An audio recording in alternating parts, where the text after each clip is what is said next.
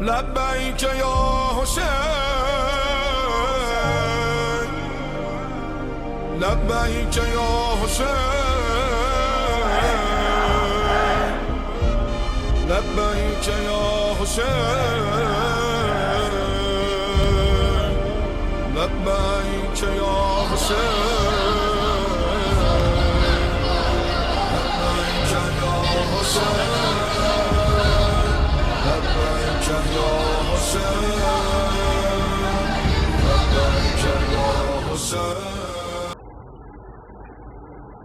فاتحہ.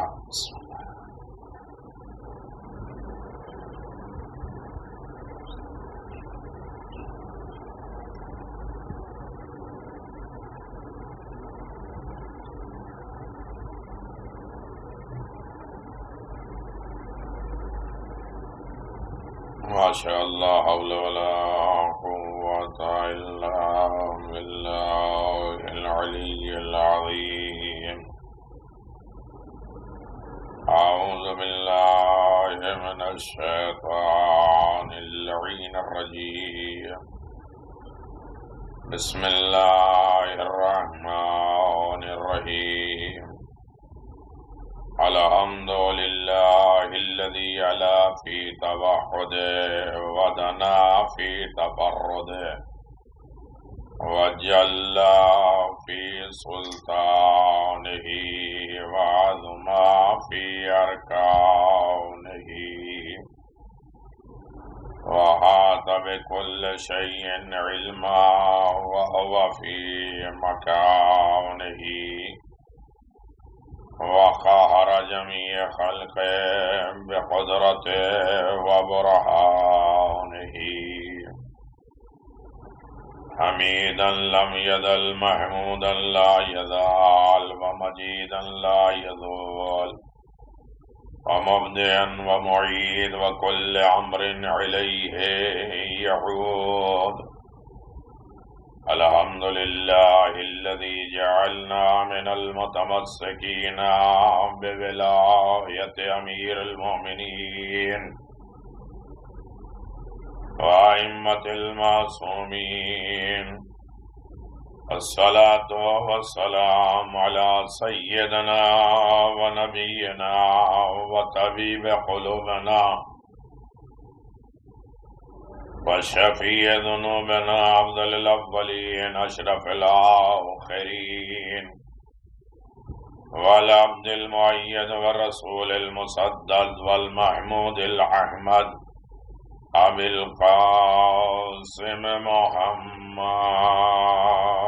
اللهم صل على محمد. والصلاة والسلام خصوصا بالولاية المنصوص بالوصاية يعصوب الدين والسيدة الجليلة المخدومة المحرومة حق ميراث أبيها والسيدة شباب أهل الجنة وآله الطيبين الطاهرين لا سيما على الحق الجديد وطلعة الرشيد وإمام المنتظر المهدي أجل الله تعالى فرجه الشريف وعلى آله الطيبين الطاهرين المعصومين المنتجبين ولعنة الله على أعدائهم من الآن إلى قيام يوم الدين. آمین یا رب العالمین. اما بعد فقد قال حسین بن علی علیہ الصلاة والسلام ان الحسین مصباح الہدى وسفینۃ النجاة. وقال حسین بن علی علیہ السلام ان الحیات عقیدۃ و جہاد. صلوات بابا. اللهم صل على محمد وآل محمد وعجل فرج آل محمد عزاداران مظلوم کربلا یادگار ذکر حسین، فکر حسین، احکام حسین، دین اور مظلت، دین اور مقام کے اعتبار سے امام مظلوم کربلا نے یہ اعلان فرمایا ہے کہ حیات عقیدہ اور جہاد ہے۔ عقیدے پہ مسلسل قائم و دائم رہنا، عقیدے پہ باقی رہنا، یہ زندگی ہے، حیات ہے۔ اور یقیناً حیات وہ ہے، زندگی وہ ہے جس میں سکون اور اطمینان ہو۔ وہ زندگی بے معنی ہے جس میں سکون اور اطمینان نہ ہو۔ لوگ کہتے رہتے ہیں اس سے بہتر ہے کہ انسان مر جائے، اور وہ موت سے بدتر بے سکونی اور بے اطمینانی کو سمجھتے ہیں۔ جہاں سے انسان کی لائف میں سکون پیدا ہونے لگے، وہ زندگی اچھی اور کارآمد اعتبار سے گزارتا ہے، اور جہاں انسان کی زندگی میں رسوائی اور ذلت ہونے لگے، وہ انسان اس زندگی کو موت سے بدتر قرار دیتا ہے۔ اللہ تبارک و تعالیٰ نے ہمارے سکون و اطمینان کے لیے اور زندگی کو اچھی بنانے کے لیے یہ عقیدہ پیش کیا ہے کہ تم مانو، گمراہی کو چھوڑ دو، دل کو گمراہی سے بچا لو۔ اللہ فرماتا ہے الا بذکر اللہ تطمئن القلوب، آگاہ ہو جاؤ، ہوشیار ہو جاؤ، خدا کا ذکر دلوں کو اطمینان دیتا ہے۔ ذکر و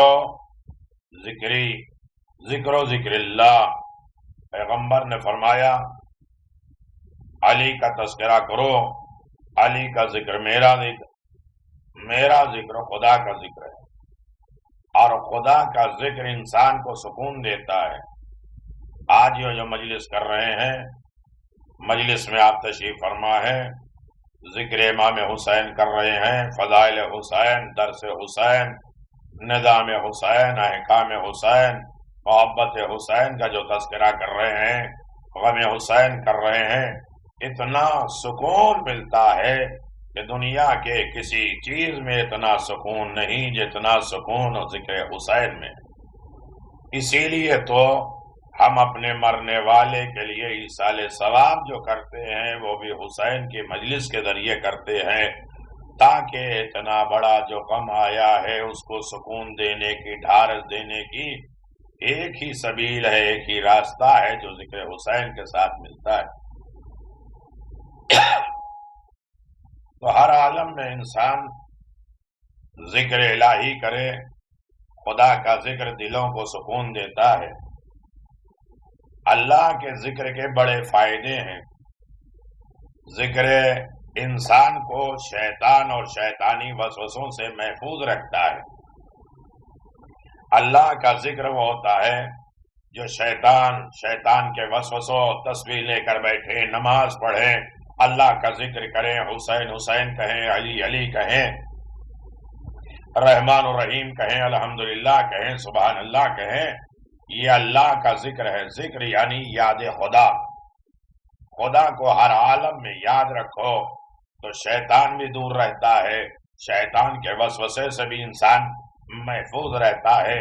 خود خداوند عالم نے قرآن مجید میں اعلان فرمایا ہے ان الذین اتقوا اذا مسهم طائفۃ من الشیطان تذکروا فاذا هم مبصرون۔ بے شک اہل تقوی جب شیطان کا کوئی گروہ آ کر ان سے ملتا ہے تو وہ خدا کا ذکر کرتے ہیں اور حقیقت حال سے آگاہ ہو جاتے ہیں۔ میرے عزیزو، یقیناً آپ دیکھیں کہ شیطان نے کہا خمسۃ لیس لی فیہن حیلۃ وساحر الناس فی قبضی۔ عقیدہ کیا ہے؟ خدا مل جائے تو شیطان چھوٹ جاتا ہے، شیطان کو لے لو تو خدا چھوٹ جاتا ہے۔ اور امام حسین نے فرمایا اللہ جس نے تجھے پا لیا اس نے کھویا کیا، اور جس نے تجھے کھو دیا اس نے پایا کیا؟ یعنی جہاں شیطان آ گیا وہاں رحمانیت سے تم دور ہو گئے، اور جہاں رحمان اور رحیم کا تذکرہ ہوا وہاں شیطان تم سے دور ہو گیا۔ شیطان تمہیں وسوسہ ڈالتا ہے، بے سکونی دیتا ہے، اختلافات کراتا ہے، ذکر الہی یاد پروردگار اطمینان دیتا ہے، سکون دیتا ہے۔ 5 طرح کے لوگ ایسے ہیں کہ میں انہیں دھوکہ نہیں دے سکتا، شیطان ہار رہا ہے۔ 5 لوگوں کو میں اپنے گروہ میں، اپنے قبیلے میں، اپنے پارٹی میں نہیں لا سکتا، دھوکہ نہیں دے سکتا، باقی سب میرے قبضے میں ہے۔ تو باقی لوگوں پر میں محنت نہیں کرتا، یہ 5 لوگوں پر محنت کرتا ہوں لیکن یہ آ نہیں سکتے میرے پاس۔ ایک وہ لوگ جو خلوص دل سے بارگاہ رب العزت کی طرف مائل ہو جاتے ہیں، جن کا کوئی عمل دکھاوے کے لیے نہیں، نہ عزاداری، نہ آنسو، نہ تعزیہ داری، نہ ماتم داری۔ ہمارا یہ مسئلہ ہے کہ لوگ دیکھیں کتنی بڑی مجلس کی ہے، کتنے لوگ آئے، کتنے کو کھانا کھلایا، کتنا مجمع ہے، اور کیسا میں نے ماتم کیا، کیسے عزاداری کی۔ جہاں دکھاوا آ جاتا ہے شیطان اپنے کنٹرول میں کر لیتا ہے، اور جہاں خلوص پیدا ہو جائے، للہیت پیدا ہو جائے، عمل اللہ کے لیے کیا جائے، تو وہاں پہلے سے شیطان ہار جاتا ہے کہ میں تمہیں اپنے قبضے میں نہیں لے سکتا۔ اور جو خلوص نیت کے ساتھ اور اس کے اوپر بھروسہ کرتے ہیں، میں انہیں دھوکہ نہیں دے پاتا۔ جو خدا کی ذات پہ بھروسہ کرتے ہیں اور خلوص کے ساتھ کام کرتے ہیں۔ دوسرا وہ گروہ، دوسری وہ پارٹی جو اپنے لیے پسند کرتے ہیں وہی دوسروں کے لیے پسند کرتے ہیں، تو میں ان کو اپنی طرف مائل نہیں کرتا۔ ہمیں یہ پسند ہے کہ ہمارے پیٹھ پیچھے ہماری کوئی بات نہ کرے، ہمارے خلاف نہ بات کرے، مجھے اچھا نہیں لگتا۔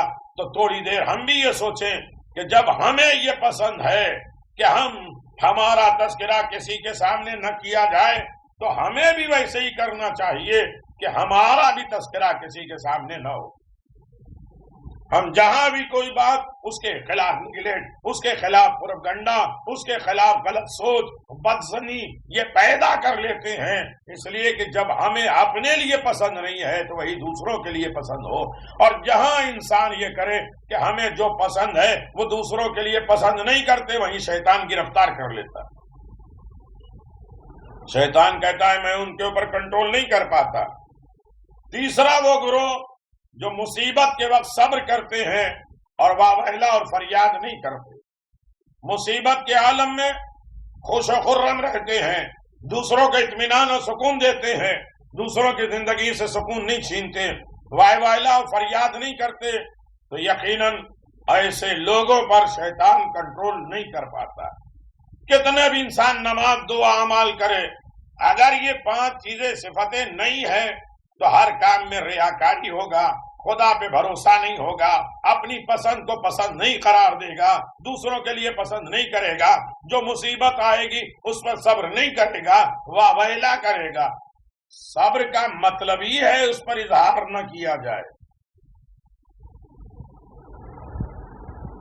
اور چوتھا وہ گروہ جو خدا کے لیے دیے ہوئے پر راضی ہو جائے، خدا نے جس حال میں ہمیں رکھا ہے راضی رکھ، نہیں اللہ میرے لیے کیوں ایسا کیا، میرے لیے کیوں کیا، یہ کیوں کیا، وہ کیوں کیا، تو یقیناً شیطان کنٹرول رکھتا ہے، وہ وسوسہ دلاتا ہے الگ الگ سوچ پیدا کر دیتا ہے، لیکن جو خدا کی رضا پہ راضی ہو جاتے ہیں ان کے اوپر شیطان کے چنگل اور پنجے نہیں چلتے ہیں۔ اگر اتنی بات آ گئی ہے تو یہ عقیدہ بنا لے تو یقیناً یہ عقیدہ ہمارے لیے حیات بھی ہے، اور اس پر مسلسل چلتے رہے تو یہ ہماری زندگی بن جائے گی۔ پانچواں وہ گروہ، شیطان کہتا ہے جو دن رات خدا کی تسبیح کرتے ہیں، خدا کو یاد کرتے ہیں، اللہ کو حاضر ناظر جانتے ہیں، اللہ کے احکام کے دین کی طرف متوجہ ہیں۔ تو میرے عزیزو، عقیدے کے اعتبار سے خدا کا ذکر ہو، عقیدے کے اعتبار سے خدا بند عالم سے وابستہ ہو جائے، شیطان کو چھوڑ دے۔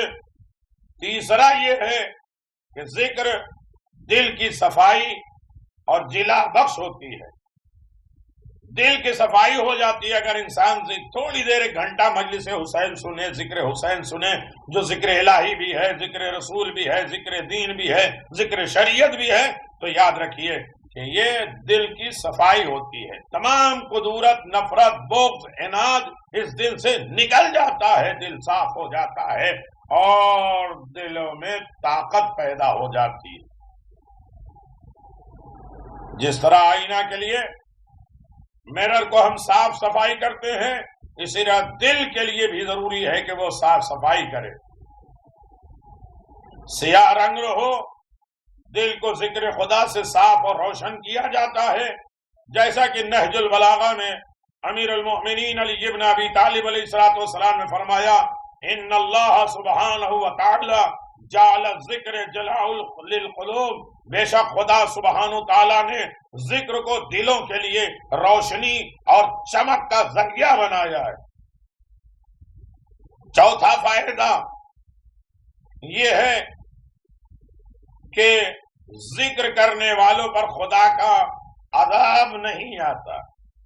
اگر انسان خدا کا ذکر کرے، خدا کی یاد کرے، اہل بیت کا تذکرہ کرے، محبت اہل بیت کرے، تو اللہ کا عذاب نازل نہیں ہوتا۔ کم از کم فرش عزا پہ بیٹھنے کا ایک فائدہ تو یہ ہے کہ جتنی دیر فرش عزا پہ بیٹھے رہیں گے، اگر ثواب نہیں ملتا ہے تو عذاب سے بچے رہتے ہیں۔ اس وقت کوئی گناہ نہیں ہوتا، یہ ایک فائدہ ہے ذکر الہی کا، ذکر خدا کا، ذکر حسین کا۔ جب تک مجلس حسین میں بیٹھیں گے کوئی گناہ نہیں لکھا جائے گا۔ یہ رائٹ والے فرشتے مصروف رہیں گے لکھنے والے، یہ بیٹھے رہیں گے۔ اس سے بڑا صلہ کیا ہو سکتا ہے؟ اگر زمین پر ایک جماعت، خدا فرماتا ہے اگر زمین پر ایک جماعت اور ایک گروہ پہ عذاب آنے لگے اور ان میں سے ایک شخص میرا ذکر کرنے لگے تو میں تمام سے عذاب دور کر دیتا ہوں۔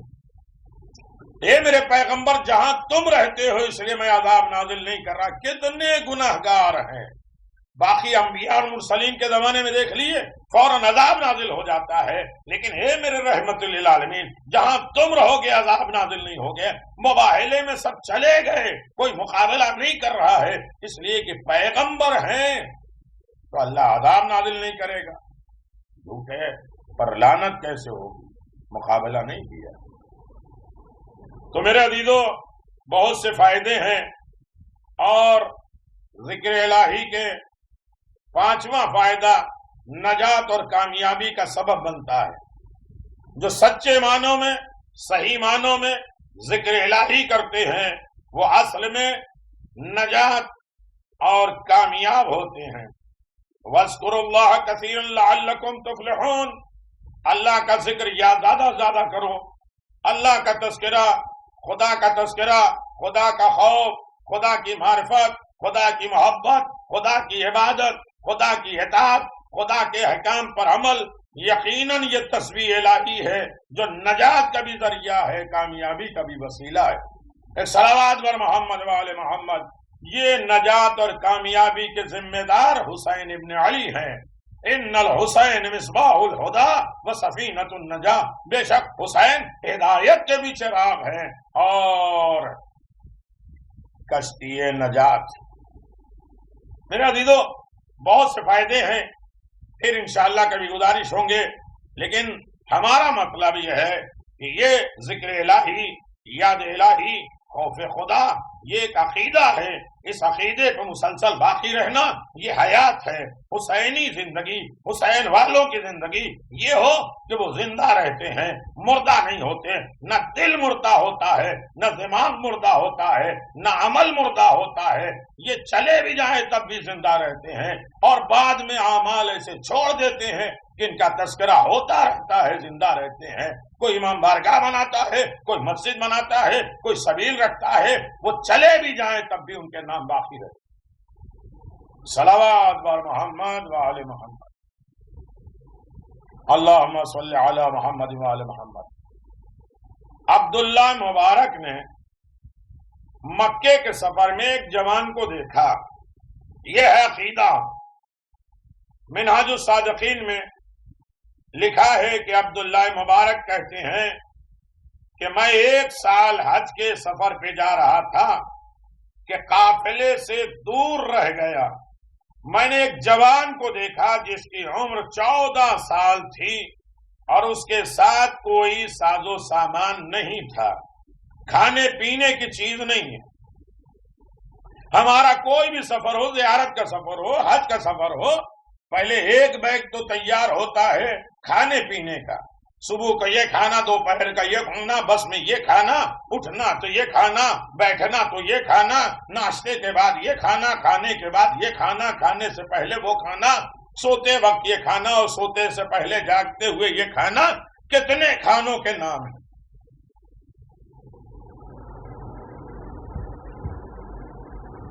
کوئی سامان سفر کا ساز و سامان نہیں لیتے۔ ایک تو جو اللہ کی طرف جاتے ہیں، امام کی طرف جاتے ہیں، تو یہ عقیدہ یہ ہوتا ہے جن کا کہ خدا کے ہم مہمان ہیں اور مہمان کا خیال رکھنا میزبان کا حق ہے،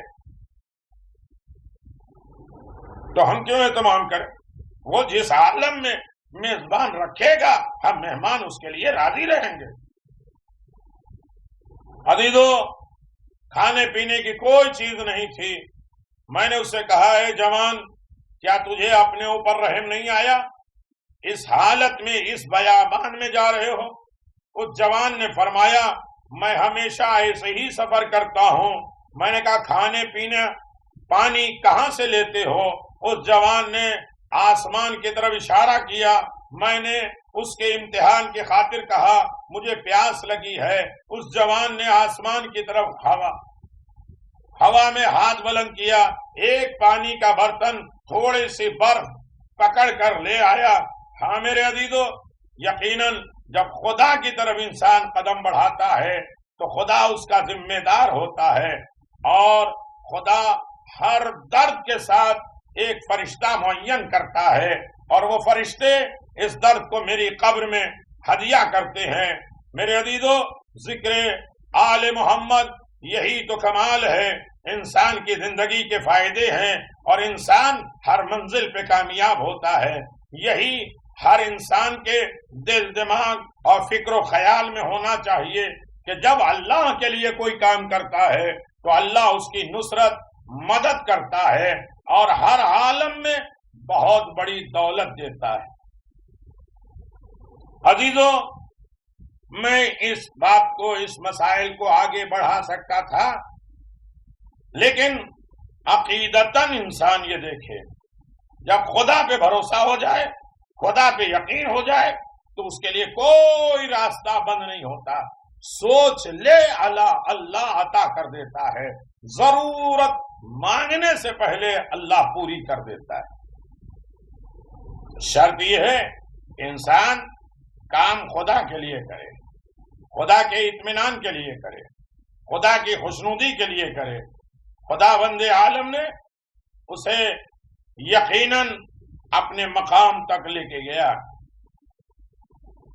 ایک اعرابی ہے، توجہ کریے گا، عرب کا رہنے والا ہے، امام حسین علیہ السلام سے بے پناہ محبت رکھنے والا ہے۔ مدینہ آیا، مسجد نبوی میں موجود لوگوں سے پوچھا یہاں سب سے بڑا سخی کون ہے، عطا کرنے والا کون ہے؟ کہا اگر سخی انسان ہے تو کافر ہی کیوں نہ ہو اس کے اوپر عذاب نازل نہیں ہوتا، اسے جہنم میں نہیں ڈالے گا، حاتم طائی ہے۔ اور اللہ مومن کی علامتوں میں سے بتایا وہ سخی ہے، سخاوت کے اوپر عذاب نازل نہیں ہوتا۔ سامری تھا، 3 مرتبہ اللہ نے لعنت کی ہے۔ جناب موسیٰ کے بعد اس نے گوشالہ کی پرستش شروع کرا دی، 10 دن زیادہ جناب موسیٰ رہ گئے تو خدا سے ہٹا کے دوسری طرف اس نے مائل کر دیا، یہاں تک کہ جناب موسیٰ اسے قتل کرنے جا رہے ہیں۔ اللہ نے آواز دی اسے قتل نہ کرو، اس کے دونوں ہاتھ سخاوت کے لیے بڑھتے رہے۔ یعنی جب بھی انسان سخاوت کرتا ہے تو بہت سے مشکلات سے وہ بچ جاتا ہے۔ ہمارا مسئلہ ہے کہ ہمارا پیٹ بھر جائے، ہم خوش ہو جائیں، ہم کھا لیں، لیکن انسان زندہ کہہ رہتا ہے۔ یہ عقیدہ بنا لو کہ سخی بنو، کریم بنو، خود کھاؤ دوسروں کو کھلاؤ۔ بات آئے گی، آپ توجہ کے ساتھ اگر سن لیں گے تو بات مکمل ہو جائے گی۔ میرے عزیزو، سخاوت اتنی اعلیٰ ڈگری ہے، اتنا افضل ترین عمل ہے کہ اللہ نے اسے اعلیٰ مقام پہ رکھا ہے۔ نے کہا کہ مدینے میں سب سے بڑا سخی کون ہے؟ سنیں گے سب لوگوں نے مل کے کہا حسین ابن علی سے بڑا کائنات میں کوئی سخی نہیں۔ حسین کیوں عمل کر رہے ہیں؟ تاکہ عقیدہ بن جائے اور عقیدے کے ماتحت جو زندگی گزارے وہ حیات کی راہ سے میں آمادہ ہو جائے اور حیات رکھے۔ جو سخی ہے وہ کبھی نہیں مرتا۔ حاتم طائی غیر مظہر کا تھا، آج تک زندہ ہے، وہ اپنی سخاوت کی وجہ۔ وہ شخص امام کی خدمت میں آیا اور اس نے کہا فرزند رسول، میں 1000 طلائی سونا دینار کا مقروض ہوں، 1000 سونے دینار کا میں مقروض ہوں، اور میں آپ کی سخاوت کا شہرا سن چکا ہوں، عام ہے آپ کے بارے میں کہ آپ بڑے سخی ہیں، آپ کے پاس آیا ہوں، آپ میرا قرض ادا کر دیں۔ توجہ کریے گا، بات سیدھی سیدھی ہے لیکن دل میں اترنا چاہیے، عقیدہ بن جائے تاکہ حیات باقی رہے اور حیات حسین کے ساتھ رہے۔ امام حسین علیہ السلام نے فرمایا میں تم سے 3 سوال پوچھوں گا، کبھی کبھی محمد اور آل محمد مانگنے والے کو دے دیتے ہیں، کبھی کبھی بغیر مانگے دیتے ہیں، اور کبھی کبھی مانگنے والے سے کچھ سوال پوچھتے ہیں تاکہ اس کا عقیدہ معلوم ہو جائے۔ چاہتے تو ایسے دے دیتے ہیں، لیکن امام حسین نے امتحان لیا، سوال لیا، کہ یہ تھیلیاں ہیں میرے پاس، میں تجھے دوں گا، لیکن میں تجھ سے 3 سوال پوچھتا ہوں، اگر تو نے سب کے درست جواب دے دیے تو میں تمہارا تمام قرض ادا کر دوں گا۔ اللہ اکبر! حسین سوال پوچھ رہے ہیں، وہ تو ایسا کہ جو حسین کے سامنے سوال کے جواب دینے کے لائق ہو جائے۔ تو بڑی بڑی باتیں کرتے ہیں، لیکن جب یہ سوچ لیں کہ آل محمد آ جائیں گے اور ان کے سامنے ہمیں کھڑا ہونا پڑے گا اور ان کے سامنے ہمیں اچھائی اور برائی اپنی بتانی پڑے گی تو کتنی شرمندگی ہوگی، کتنی رسوائی ہوگی۔ وہ کہیں گے ہماری محبت کا نام لیتے تھے، ہماری محبت پہ دم بھرتے تھے اور ہمارے احکام کی مخالفت۔ توجہ کریے گا میرے عزیزوں، اگر تو نے سب کے درست سوال کے جواب بتا دیے تو میں تمہارا تمام قرض ادا کر دوں گا، اور اگر تم نے 2 سوال بتائے، جواب دیے، تو میں کل دولت کے 2 حصے تمہیں دے دوں گا، 1 حصہ رکھ لوں گا، اور اگر تم نے 1 بتایا تو 1/3 دوں گا، 3 سوال میں پوچھ رہا ہوں، توجہ کریے گا، تو پھر میں تمہارے قرض کی 1/3 تمہیں دے دوں گا۔ اس اعرابی نے، اس دیہاتی نے امام علیہ السلام کی طرف متوجہ ہو کے فرمایا کہ مولا آپ جیسا صاحب علم و عقل مجھ جیسے جاہل سے سوال پوچھیں تو کیا میں جواب دے پاؤں گا؟ ہاں میں تیار ہوں، جو نہیں آئے گا وہ آپ سے پوچھ لیں گے۔ کبھی اپنے علم پہ فخر نہیں کیا، غرور نہیں کیا۔ امام علیہ السلام نے فرمایا میرے پاس آئے کیوں؟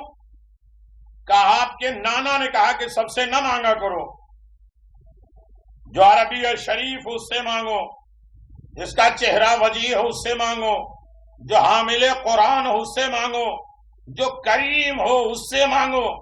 تو یہ چاروں صفت میں نے آپ کے اندر دیکھی، لہذا مانگ لیا۔ کہ تو نے مجھے میرے نانا کی حدیث یاد دلائی، تو میرے نانا نے بھی کہا سب کو اتنا نہ دے دو، سب کو برابر نہ دو، جس کو بھی دو اس کی معرفت کے اعتبار سے دو۔ المعروف بقدر المعرفہ۔ ہم کہتے ہیں ہم سب کو دیتے ہیں، جو بھی میرے پاس آتا میں 100 روپیہ سب کو عدالت انصاف کے اعتبار سے دے دیں۔ اگر اللہ بھی ایسے ہی عدالت سے دینے لگے، سب کو 100 روپیہ بانٹ دے، کسی کو 1,00,000 دیتا ہے، کسی کو 1000 دیتا ہے، کسی کو 10 روپے دیتا ہے، جس کی جو ضرورت ہے۔ اللہ عادل نہیں ہے کیا؟ ہم کہتے ہیں نہیں ہم تو اتنے ہی دیتے آ رہے ہیں لہذا ہم اتنا ہی دیں گے۔ تو المعروف بقدر المعرفہ، جسے بھی دو اس کی معرفت، اس کی قدر، اس کے علم کے اعتبار سے دو۔ مجلس اچھی لگ رہی ہے، مجلس میں کچھ مل رہا ہے، اس کی معرفت کے اعتبار سے دو، اس کے قدر کے اعتبار سے دو، اس کے علم کے اعتبار سے دو۔ واہ واہ، آہا، نعرہ، یہ سب لگاتے رہو تاکہ انسان یہ سوچے کہ ہاں اس کی قدر ہو رہی ہے اور وہ علم دے رہا ہے۔ تو نے مجھے میرے نانا کی حدیث یاد نہیں تھی، میرے نانا نے کہا سب کو ایسے ہی نہ دے دیا کرو، جس کو بھی دو اس کی معرفت کے اعتبار سے دو۔ اب بات درمیان میں آ گئی تو سن لو، اکثر لوگ کہتے ہیں ہمیں ایک حصہ کیوں دیا، مولانا کو 2 کیوں دیا؟ تو ان کے علم، ان کی معرفت کے اعتبار سے دیا جائے۔ یہی تو اعتراض خیبر میں علی ابن ابی طالب کے لیے کیا گیا رسول خدا سے، یا رسول اللہ ہم تو 39 دن آئے، آپ نے ایک حصہ دے دیا، علی صرف 1 دن آئے، آپ نے انہیں ڈبل دے دیا۔ کل معروف بقدر المعرفہ، جسے بھی دو اس کی معرفت کے اعتبار سے دو، اس کی لیاقت کے اعتبار سے دو، اس کے علم کے اعتبار سے دو، اس کی چاہت کے اعتبار سے دو، اس کے خلوص کے اعتبار سے دو۔ میں بھی کوئی جنگ پڑھتا، واہ واہ ہوتی، بات ختم ہو جاتی، میں بھی نقطے پڑھ سکتا، فضائل پڑھ سکتا، لیکن ہر فضائل میں ہدایت ہے، رہنمائی ہے، حسین کا پیغام ہے، عقیدے کی مضبوطی ہے۔ عقیدہ مضبوط ہوتا جائے گا تو حیات بنتی جائے گی۔ اسی عقیدے پہ قائم اور دائم رہیں گے تو ہمیشہ آباد و شاد رہیں گے۔ ایک صلوات پڑھ دے محمد و آل محمد، اللہم صلی علی محمد و آل محمد وعجل فرجہ۔ تو میرے عزیزو، پھر آپ نے فرمایا مجھے بتاؤ کون سا عمل سب سے بہتر ہے، افضل الاعمال کیا ہے؟ ہم بہت سی چیزوں کو سب سے افضل عمل سمجھ لیتے ہیں۔ امام حسین کے سامنے دیکھیں یہ عقیدہ ہو رہا ہے اور عقیدہ مضبوط ہو رہا ہے۔ حسین پوچھ رہے ہیں افضل الاعمال، سب سے بہتر عمل کون ہے؟ تو ہزاروں بتا دیتے ہیں، لوگوں کے درمیان میں بیٹھنا، علم حاصل کرنا، لوگوں کے ساتھ جانا، لوگوں کے ساتھ کھانا کھانا، لوگوں کے ہمدردی پیدا کر دینا۔ اس نے آواز دیا الثقۃ باللہ، اللہ کی ذات پہ توکل کرنا، بھروسہ کرنا، اعتماد کرنا سب سے بڑا افضل عمل ہے۔ معرفت خدا کے ساتھ خدا کے اوپر اعتماد اور بھروسہ کرنا اس لیے کہ توکل اعلیٰ ڈگری کا نام ہے. خدا کی ذات پہ بھروسہ کرنا سب سے افضل عمل ہے. خدا کی ذات پہ اگر انسان کو توکل ہو جائے تو وہ کائنات کا سب سے بڑا عمل کر لیا. اس کا رزق بھی اسی ہو جائے گا، شیطان بھی اس سے ہار جائے گا، اور انسان آگے عزت دار بنا رہے گا اور کبھی دنیا میں پریشان نہیں ہوگا. جس کی زندگی سے توکل ختم ہو جاتا ہے وہ ہزاروں مسائل میں کل کیا ہوگا، پرسوں کیا ہوگا، جمع کر لو، وہ مصیبت آنے والی ہے، وہ تکلیف آنے والی ہے. جو خدا کی ذات پہ بھروسہ کر لیتے ہیں تو خدا اس کے لیے کافی ہو جاتا ہے. من یتوکل علی اللہ فہو حسبہ. جو خدا کی ذات پہ بھروسہ کرتے ہیں خدا ان کے لیے کافی ہے. اب ہم یہ سوچ لیں کہ ہم خدا کی ذات پہ بھروسہ کرتے ہیں یا نہیں کرتے.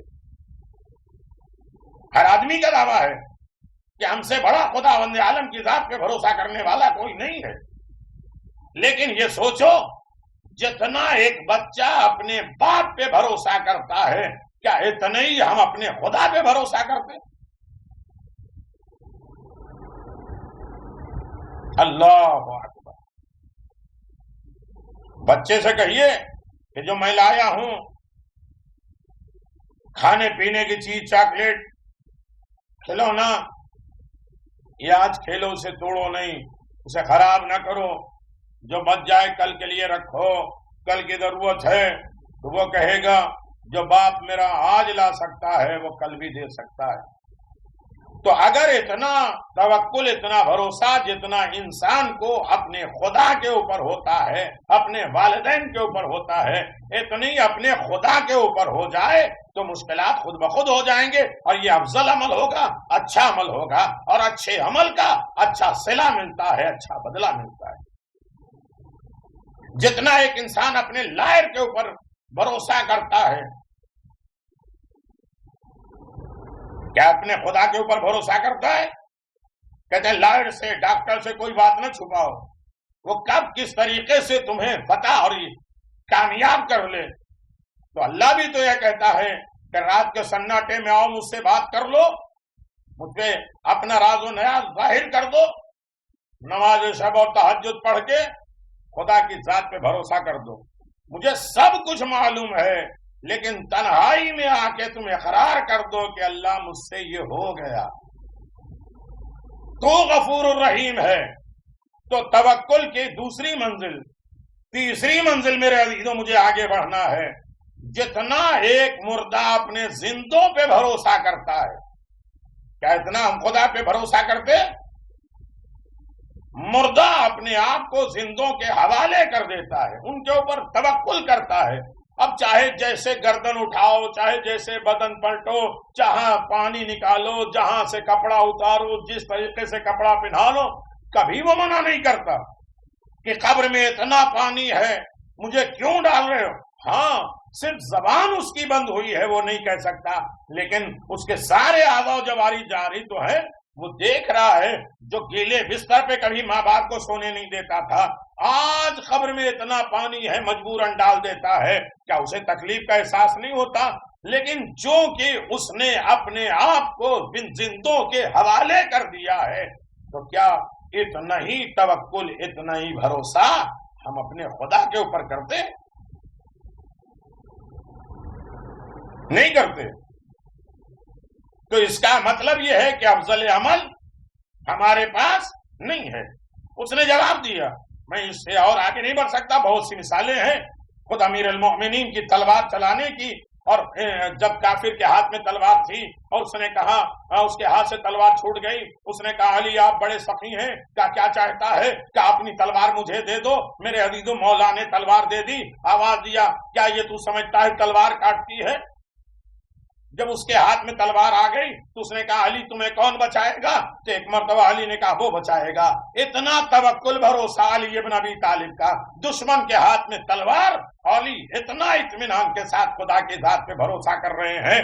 کافر نے تلوار پھینک دی، کہا اشہد ان لا الہ الا اللہ واشہد ان محمد. علی کے توکل اور بھروسے کو دیکھیں. صلوات پڑھ دے محمد و آل محمد. اللہم صلی علی محمد و آل محمد وعجل فرجہ. تو عزیزان محترم، اندازہ لگائیں، سوچیں، غور کریں، فکر کریں، ہم اپنے اوپر اسے آزمائیں کہ کیا خداوند عالم کی اتنی توکل اور بھروسے والی زندگی ہماری ہے؟ اگر یہ عقیدہ ہے اور عقیدے کو مضبوط کر لیا تو یہی حیات ہے۔ کہاں کہاں سے لے کے آ رہا، حسینی لائف، حسینی زندگی، حسین کے چاہنے والوں کی زندگی یہی ہے جو خدا کی ذات پہ بھروسہ کرتے۔ اللہ اکبر۔ مولا حسین نے کہا پاس ہو گئے، یہ 1/3 لے۔ دوسرا سوال یہ ہے کہ آپ نے اس کی تائید کی اور جواب دینے پہ بڑی تعریفیں دی۔ پھر آپ نے فرمایا یہ بتاؤ انسان کے لیے کون سی چیز باعث زینت ہے؟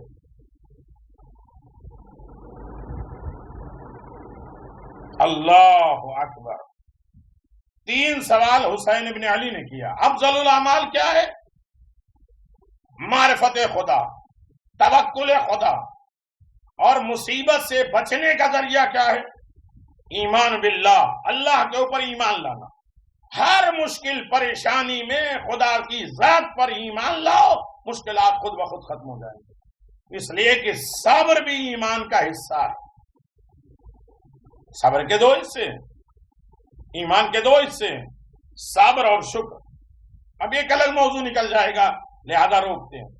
کہا تو بھی پاس ہو گیا، یہ بتا مصیبت سے بچنے کا ذریعہ کیا ہے؟ قال ایمان باللہ، ایمان خدا کی ذات پہ ایمان لانا، بھروسہ۔ پھر مولا حسین نے اس سے تیسرا سوال، آواز انسان کی زینت اور خوبصورتی کیا ہے؟ انسان سب سے زیادہ خوبصورت کب ہوتا ہے؟ توجہ کریے گا۔ تو اس نے آواز دیا مولا العلم مع الحلم، اگر علم والا ہے تو اس کے اندر برداشت کرنے کی طاقت۔ ہم خود کسی کے بارے میں جان لیتے ہیں تو ہزاروں سے کہتے ہیں برداشت نہیں ہوتا، اور اس طریقے سے ہم تمہارے بارے میں 10 سال سناتے ہیں، 20 سال سناتے ہیں، اور اللہ سب کچھ جانتا ہے۔ اگر وہ عام کر دے تو اللہ پہلے حلیم ہے، بردبار ہے، برداشت کرتا ہے، اور اس کے بعد کہتا میں جانتا ہوں۔ تو لہذا یہ ضروری نہیں ہے کہ لوگ کہتے ہیں ارے مجھ سے حق بات برداشت نہیں ہوتی، میں منہ پہ جواب دے دیتا ہوں۔ میرے عزیزو، اگر اللہ بھی ایسے جواب دینے لگے تو کیا ہوگا؟ اللہ جانتے ہوئے بھی برداشت کرتا ہے۔ تو کامیاب انسان وہ ہے جو افضل الاعمال، بہترین اعمال، مصیبت سے بچنے کا ذریعہ اور انسان کی خوبصورتی۔ سب سے زیادہ انسان خوبصورت ہوتا ہے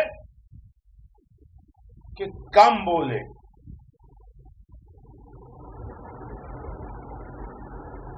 فوراً جواب نہیں، بردباری، برداشت کرنے کی طاقت رکھے۔ جس کے اندر بردباری اور برداشت کرنے کی طاقت نہیں ہے وہ حسین اور خوبصورت نہیں۔ ظاہری چیزوں سے اپنے آپ کو سجا سنوار سکتا ہے، لیکن انسانیت نہیں سجے گی سنورے گی جب تک اس کے اندر برداشت کرنے کی طاقت نہ ہو۔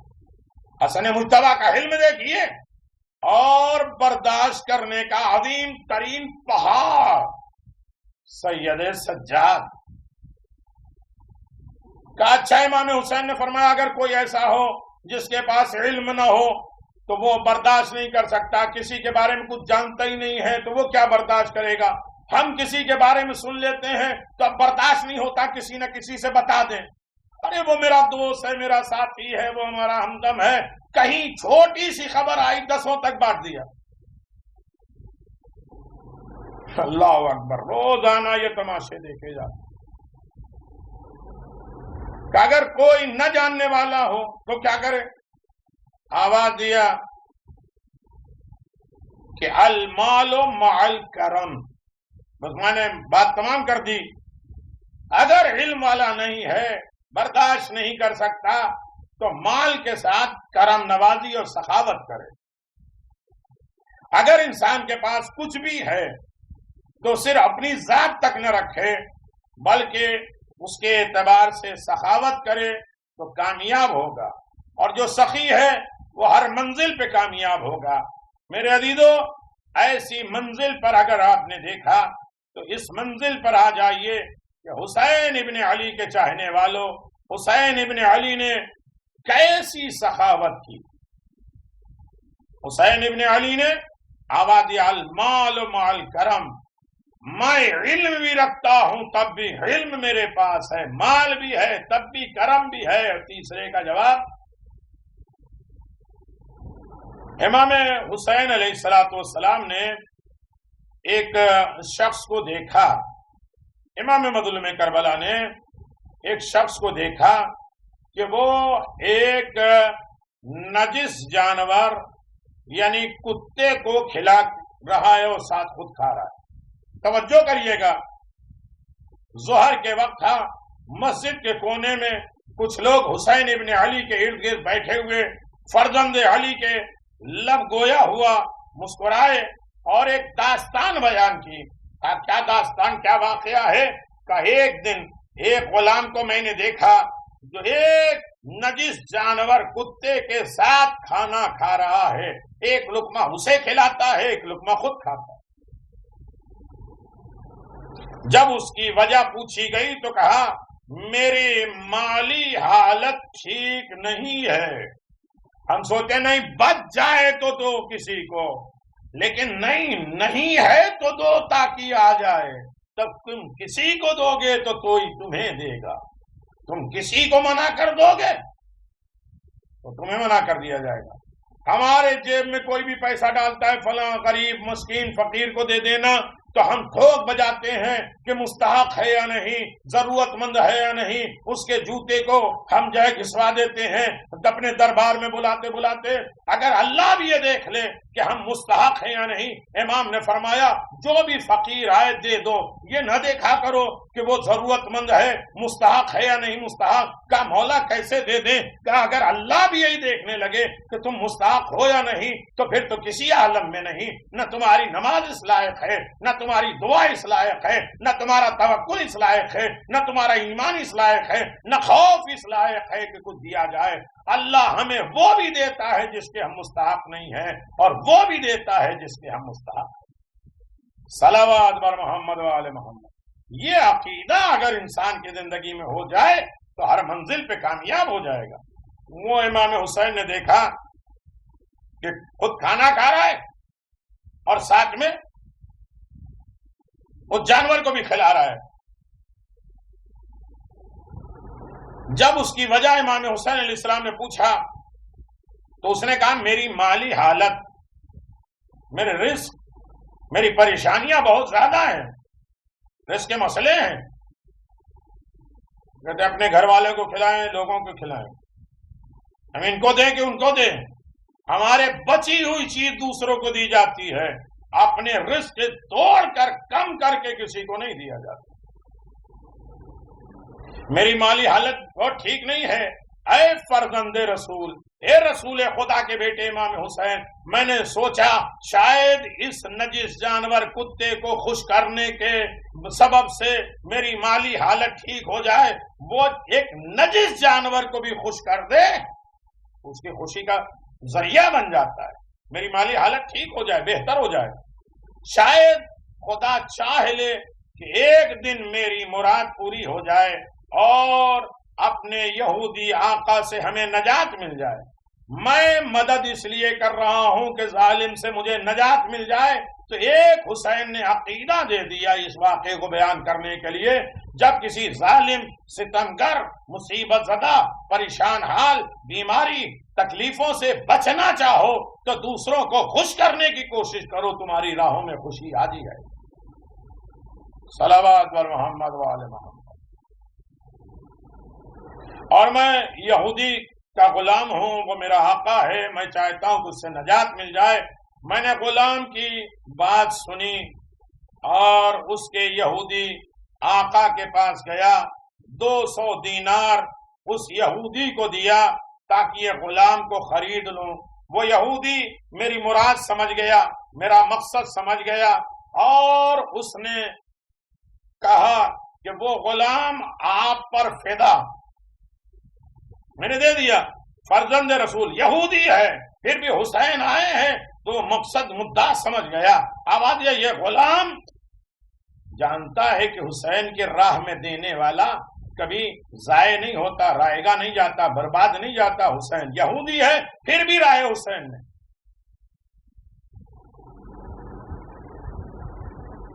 حسین کی سب تعریف کرتے، یہودی، عیسائی، مجوسی، کافر، مشرک، سب حسین. سوچنا تو یہ ہے کہ یزید کی سے تعریف کچھ مسلمان کرتے ہیں، غیر قوم نہیں کرتی. وہ جانتی ہے ظلم ظلم ہے. نہ مانے رسول کو تب بھی رسول ایک عظیم شخصیت کے مالک. سنو گے میرے عزیزو، اس نے وہ غلام آقا کو دے دیا، فدا کر دیا، ہدیہ کر دیا.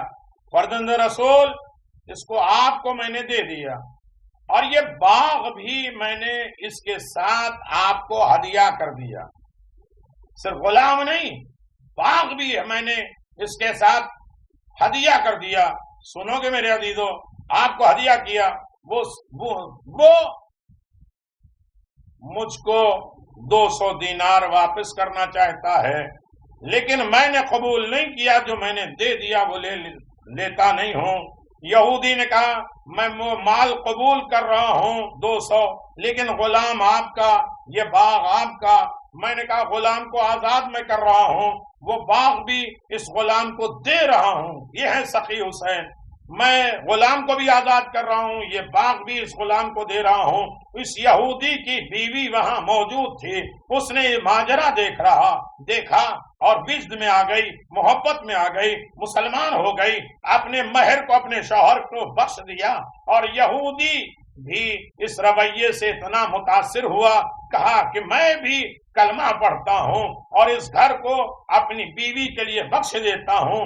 امام اس داستان کو بیان کرنے لگے کہ کتنا خوش نصیب وہ ہے کہ جو خود آزاد ہوا، باغ بھی لے کے گیا، ادھر بیوی نے شوہر کی مہر معاف کیا، شوہر نے بیوی کو گھر دے دیا، اور ایک صرف نجس جانور کی خوشی کے نتیجے میں کتنی بخششوں کا سہارا بن گیا، وسیلہ بن گیا، سلسلہ بن گیا.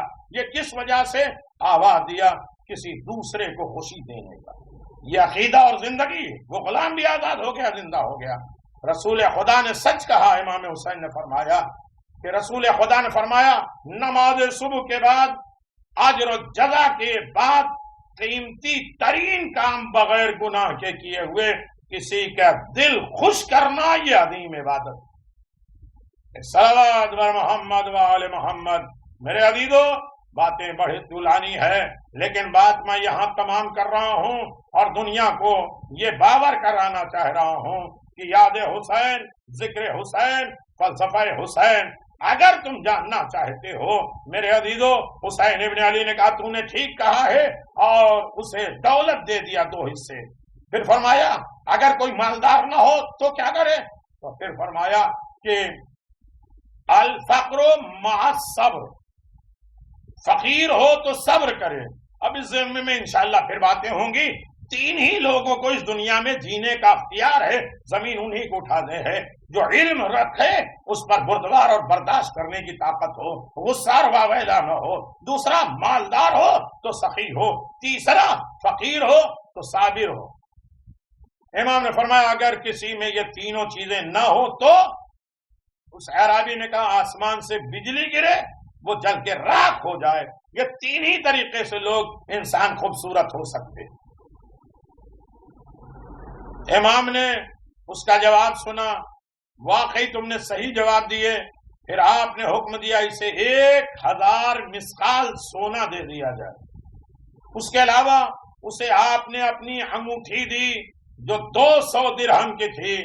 اس نے اپنی زندگی میں امام سے زیادہ کریم سخی کوئی نہیں دیکھا. بس وہ وہاں سے خوش اور مسرور چلا گیا. حسین نے اسے خوش کر دیا، وہ رائے حسین پہ خوش اور ناز ہو گیا. یہ ایک عقیدہ بتا دیا کہ حسین کی مسرت حیات ہے. حسین کو خوش کرنا یہ بہترین عقیدہ ہے جو انسان کے لیے اصل میں زندگی کا ذریعہ ہے، حیات کا ذریعہ ہے. میرے عزیزو، میں کہاں تک بیان کروں. حسین زندگیاں بانٹ رہے ہیں، چاہے کربلا کے میدان ہو، چاہے تنہائی اور غربت کا عالم کیوں نہ ہو، بانٹنے والا، تقسیم کرنے والا خود قاسم ہے۔ یہ جنت اور جہنم کو بانٹنے والے علی ابن ابی طالب ہیں، جنہیں قاسم النار والجنہ کہا جاتا ہے۔ رزق بانٹنے والے، حیات بانٹنے والے، زندگی بانٹنے والے آل محمد ہیں۔ میرے عزیزو، چند جملے ہیں، بات مکمل ہو رہی ہے، آپ مسلسل مسائل سنتے رہتے ہیں، لیکن آپ آمادہ ہو جائیں میرے عزیزو۔ ہاں، وہ شہزادہ آمادہ شہادت ہوئے، امام حسین علیہ السلام کی خدمت میں حاضر ہوئے، عرض کیا یا مولا، سب عزیز و انصار اپنی جانیں قربان کر چکے ہیں، امیدوار ہوں کہ مجھے بھی میدان کی اجازت مل جائے گی۔ حضرت رو دیے، فرمایا ہے جانے ہم میرے بھائی کے بیٹے، کیوں کر مجھے تجھے مرنے کی اجازت دے دوں، تو میرے بھائی کی نشانی ہے۔ قاسم نے آواز دیا، جب آپ سرپرست ایسی مصیبت میں گرفتار ہو تو ہم سے جانے ساری کو اپنی زندگی کیوں کر گوارا نہ کریں۔ مظلوم کربلا اس شہزادے کی باتیں سن کر بے تاب ہو گئے، بآواز بلند رونے لگے، پھر ہاتھ پکڑ کر خیمے میں لائے۔ ارے روایت کہتی ہے کہ مشہور اپنی بیٹی فاطمہ کبریٰ کے ساتھ صاحبزادے کا عقد کیا، خود باہر چلے گئے۔ منقول جناب قاسم سب اہل بیت کو روتا چھوڑ کر دوبارہ امام کی خدمت میں رخصت ہوئے۔ فبقى الحسین وضمه الى صدره۔ میں نہیں بیان کر رہا ہوں کہ حسین ابن علی نے کس طرح جناب قاسم کو تیار کیا، حسین نے کس طریقے سے جناب قاسم کو اجازت دیا۔ ہاں میرے عزیزوں، کیسے منزلیں ہیں، بہت سی روایتیں ہیں، کس عالم میں، کس غربت میں اجازت دیا، سارے مسائل آپ سنتے رہتے ہیں۔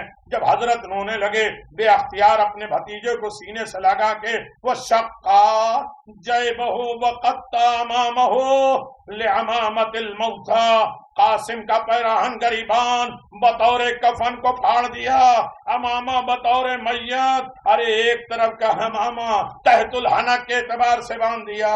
ہاں دادارو، اس کے بعد گود میں اٹھا کے گھوڑے پہ بٹھایا، اور قاسم کو گھوڑے پہ بٹھانے کے بعد حسین قریب بار بار اتار کے اپنے سینے سے لگاتے ہیں، اتنا روئے اپنے بھتیجے کو لگا کے کہ عزادارو حسین بے ہوش ہو گئے۔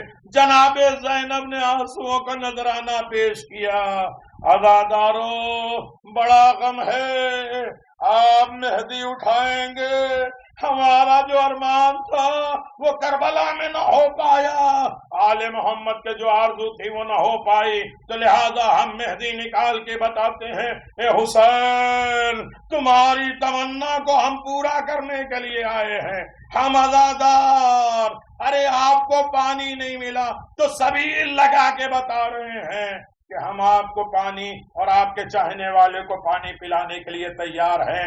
عزادارو سنو گے، سر سے پاؤں تک امام نے حسرت کی نگاہ کی، کچھ دیر دیکھتے ہوئے روتے ہوئے فرمایا، جاؤ تمہیں خدا عز و جل کے سپرد کر کے میں نے سارے مسائل چھوڑ دیے۔ بس وہ شہزادہ میدان میں آ کر فوج کفار کے سامنے کھڑا ہوا اور عمر سعد سے فرمایا، تجھے کیوں کر گوارا ہے کہ خود اس نہر سے پانی پیے اور گھوڑے سے راہ ہوں، وَتَمَنَّعُوا عَلَى ذَلِكَ الْمَاءِ الْمُبَاحِ وَأَوْلَادِ الْحُسَيْنِ اطْرَةُ الْبُطُولِ، اور اولاد رسول پیاس کی شدت سے جاں بلب ہوں اور تو ان کے لیے ایک قطرہ بھی پانی نہ دے۔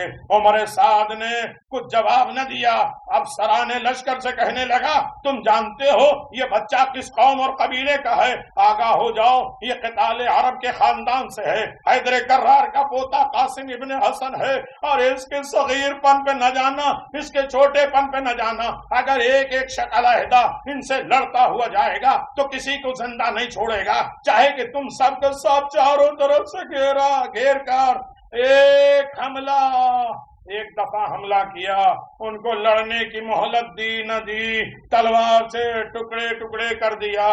راوی کہتا حضرت قاسم کی شجاعت کا حال عمر سعد سے سن کر اس بزدل کو کیا جرأت ہوئی ہوگی، سارا لشکر خوف سے کانپنے لگا، ہر چند قاسم نے مبارز طلب کی مگر کوئی سامنے نہیں آیا، آخر خود قلب لشکر میں گھوڑا ڈال دیا، ایک ہی حملے میں 120 سواروں کو واصل جہنم کر دیا۔ عمر سعد نے دیکھا ساری فوج بھاگنا شروع کر دیتی ہے. ارزق شامی جو تمام لشکروں میں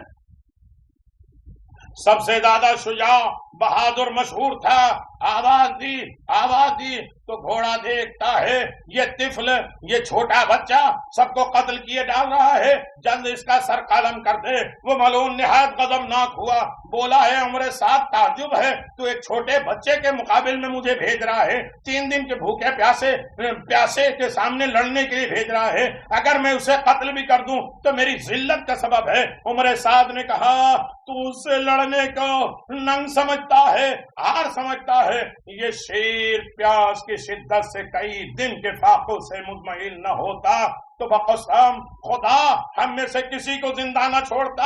ارزق نے کہا تو یہ کیا کہتا ہے، میرے 4 بیٹے ہیں، اس کو بھیجتا ہوں، یہ دیکھ یہی قاسم کا سر کاٹ لائے گا.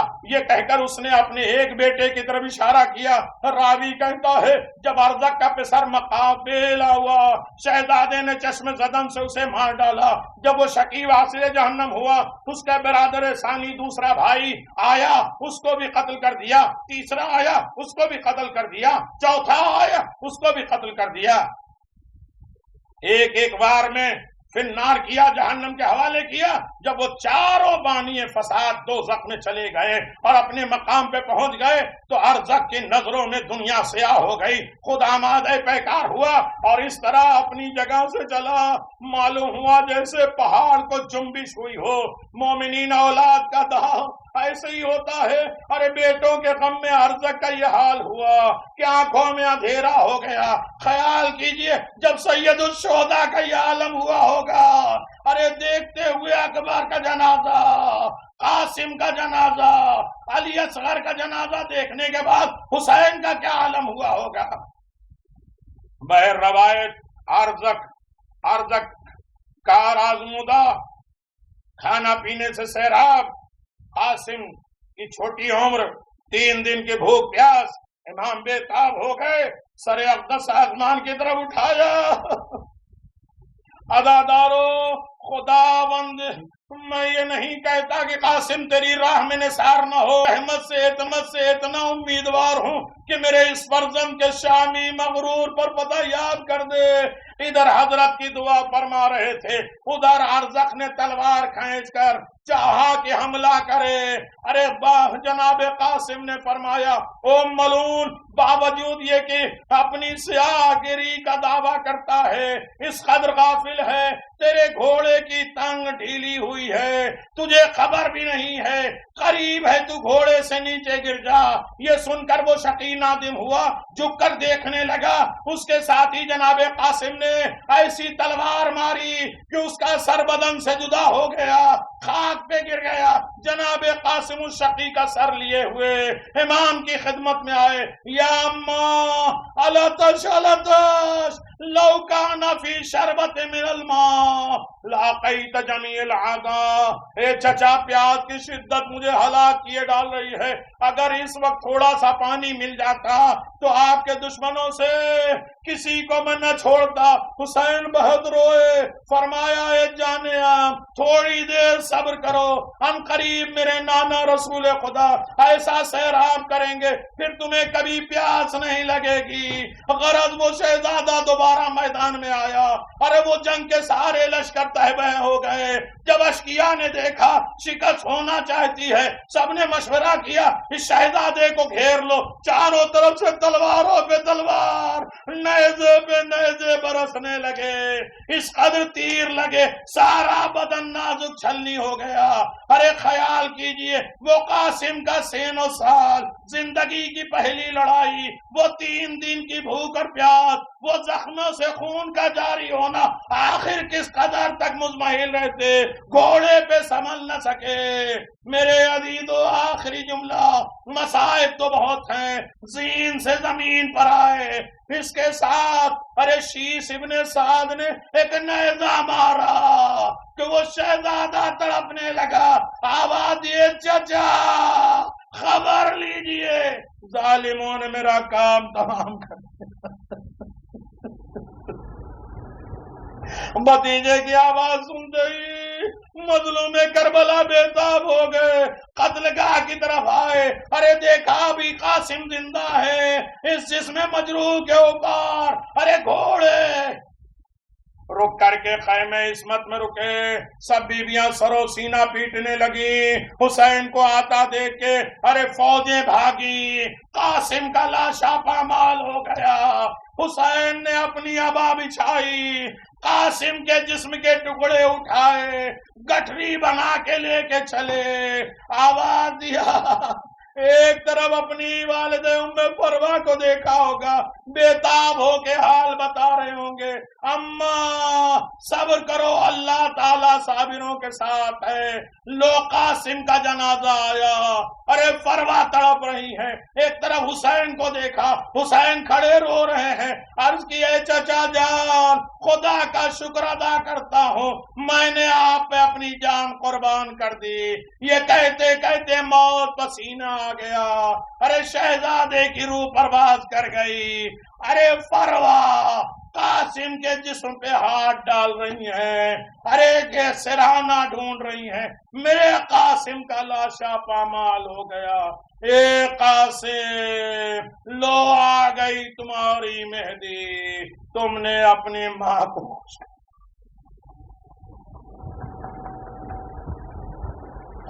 الا لعنت اللہ علی قوم الظالمین سیعلم الذین ظلموا ای منقلب ینقلبون انا للہ و انا الیہ راجعون ردا بقضائہ و تسلیما لعمرہ۔ پروردگار ہماری اس خلیل سے عبادت کو ماتم حسین